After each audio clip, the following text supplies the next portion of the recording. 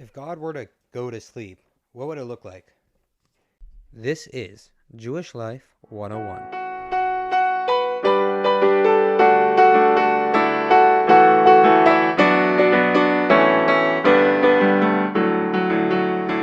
Welcome to Jewish Life 101, the podcast where we tackle any topic from a Jewish perspective, from the way that a Jew would look at it. This week's topic is dreams, a continuation of last week. Last week we spoke about how a dream works in a person themselves, and today we're talking about how a dream works on a spiritual sense, meaning not a specific person's spiritual dream, but in general how on a spiritual sense right now reality is having a dream.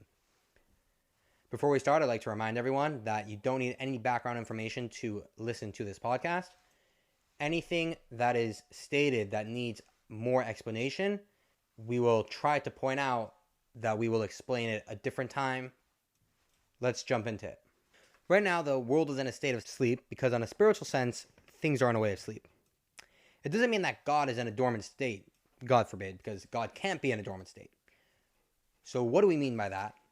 That on a spiritual sense, the world is in a way of sleep. And how do we get to such a place? So we can explain this based off last week. What is sleep and what is a dream? We explained 2 points. Number one, there's the fact that things are not in the proper order, that you can have emotion come at the same time as intellect instead of after, etc. And because of that, we don't recognize the special levels and the importance of each part of each faculty in a person. That's what happens when they sleep, and you can see that in a dream. So too, a spiritual dream. We say that the way that things work above are similar to how it works in a person, and specifically the way it works in a Jew. So the same way that a dream works by a person is how it works above on a spiritual sense. Now, it says that the way that we're similar to above is through our doing of Torah and mitzvot, of God's commandments.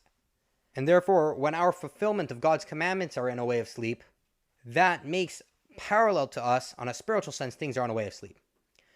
What does it mean by us that God's commandments are in a way of sleep? That means that we have these two things. We don't have them in the proper order, and that's because we don't give it the proper importance. So it has both aspects. We don't give it the proper importance, and therefore we don't have the proper order. In fact, that's really how it works by a dream itself. The reason why by a dream it's not in the proper order is because each level is not given its proper importance. It's not recognized that this is necessary for this, and this does this, and this is more important than this, and therefore we're able to have in the person that it's out of order. So too over here, because we do not recognize the importance of God's commandments, that's why we do not deal with them properly and we don't fulfill them properly. And this makes parallel a spiritual version of sleep. What does the spiritual version of sleep look like? So the way that it should work in the world are that things that are good and more spiritually in tune and therefore have more goodness in it and more of something real in it should be higher, both in the eyes of things in the world and both in the eyes of how they're treated by God. But we see that that's not how it is. People and concepts that are good and more spiritually in tune and therefore have more of something real in them are not necessarily on the top of the food chain, so to speak. Number one, the way that they're treated by people around them, people will not recognize that in them or not care about that in them. And the way that they're treated in the world, seemingly from God, is not the most revealed version of good.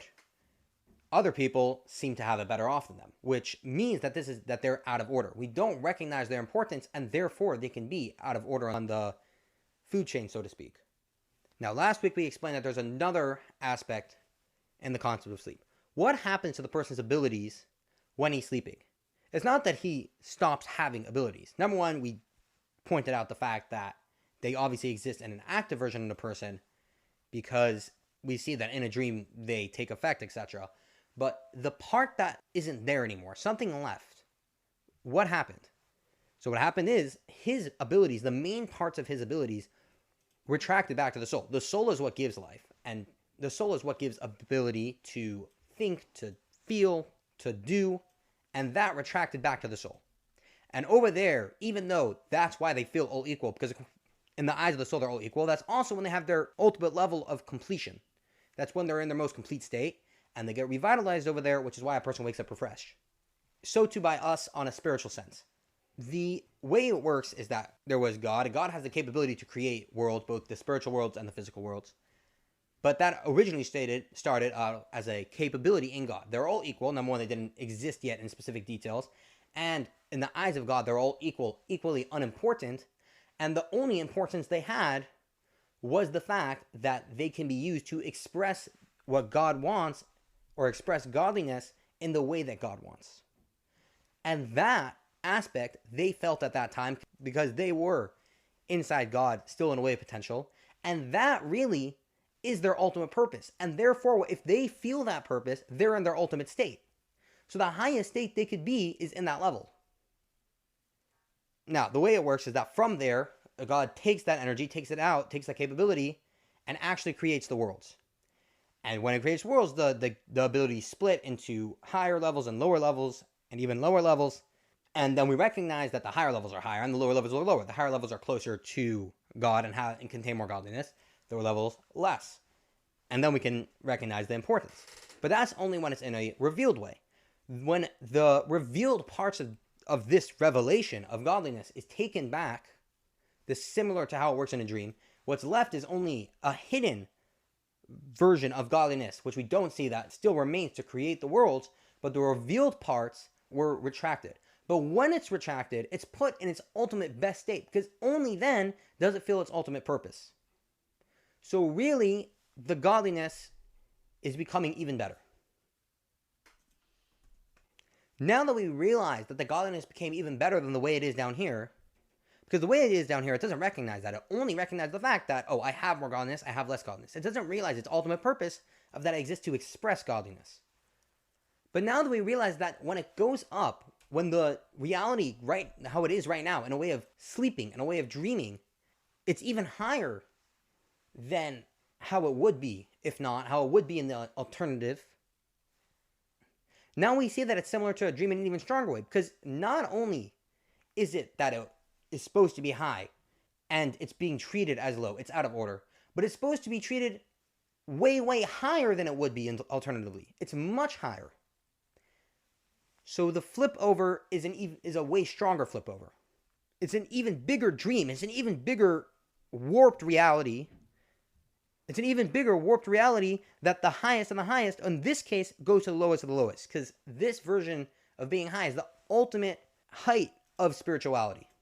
What lesson can we take from this? How can we affect this? We said that this comes from our actions. Our actions of living our lives as a dream creates on a spiritual level that the world is in a way of a dream. That the world does not accept the goodness of good and gives more attention to bad, and bad can be in a place above good. How through our actions can we flip that around? We said last time that when the abilities go back to the soul, it's in the strongest way over there. Yes, it's all even, but it's in the strongest way. We said that we don't feel that down here. Just like on a spiritual level, we don't end up feeling that down here. It doesn't translate to the outcome of it. But what if we were able to make it that it could translate to the outcome of it? That not only are abilities the way they should be, but they're even better. They're down here the way they are, the way that they would be in their ultimate state, how it is in the soul. That would obviously fix the problem, and it would make it even better. So we actually have that capability. The term is called Mesiras Nefesh, which is translated as self-sacrifice. Self-sacrifice does not only mean someone giving up their life, it can mean someone giving themselves over completely for any action in their life. So what causes self-sacrifice in a person? A person has a soul. This soul knows and completely wants godliness. And he recognizes that his existence cannot be without godliness. His revealed abilities in him does not necessarily recognize them, but deep down, his soul itself does. Now imagine if that part of his soul was revealed. All his abilities, like we said, when the abilities went back up to the soul, they were nullified. They weren't nullified because they went back up. They were nullified because they were by the soul. They recognized that the soul is much stronger than them. So till the soul comes down, they would all be nullified and do whatever the soul says. And the soul recognizes that what God wants is number one on the list. So automatically they'll do what God wants past whatever his abilities are to do what God wants. Because he recognizes that that is the most important thing. And he recognizes, as his soul does, that really his life depends on it. Like we will hopefully explain a different time.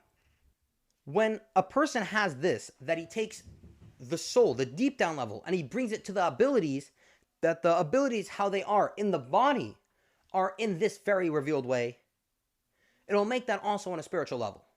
That spiritually, God himself, we said that the abilities went up to God, but God himself will be revealed in the abilities, will make this ultimate level by them, this ultimate appreciation of their truest value by them, which will then translate into how they come down. That whatever expresses godliness the most, which that is their truest value, which ends up being the things that have more godliness in them or brings out godliness the most, specifically people who do what God wants, that will translate to them being ultimately even better.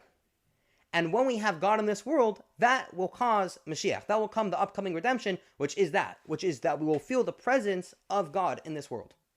Now, what is this level of self-sacrifice? How do I know, and what can I do to get to there?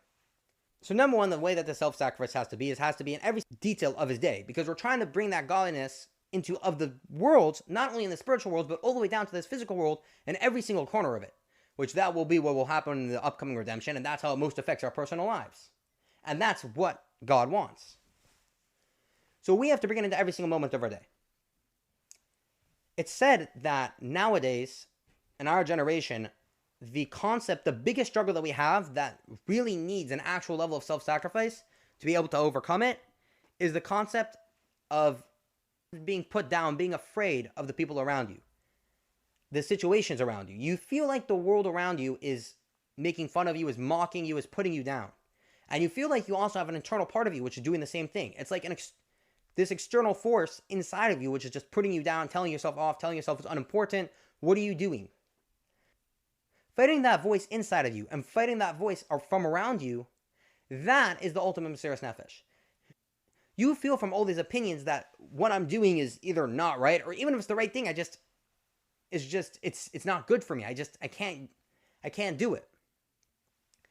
Not caring about what people say and caring about the right thing, and truly caring about the right thing, that is the hardest thing to do now. That is something that needs literal self-sacrifice in our generation. If you set your mind to it and you get yourself to do this, that causes in a spiritual sense also to have the greatest revelation all the way down to our physical world.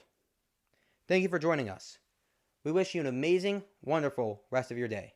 And we'll see you next time on Jewish Life 101. Did you enjoy today's episode? Feel free to share with a friend. Here at Jewish Life 101, we spend many hours on every single episode, and it's all with your support.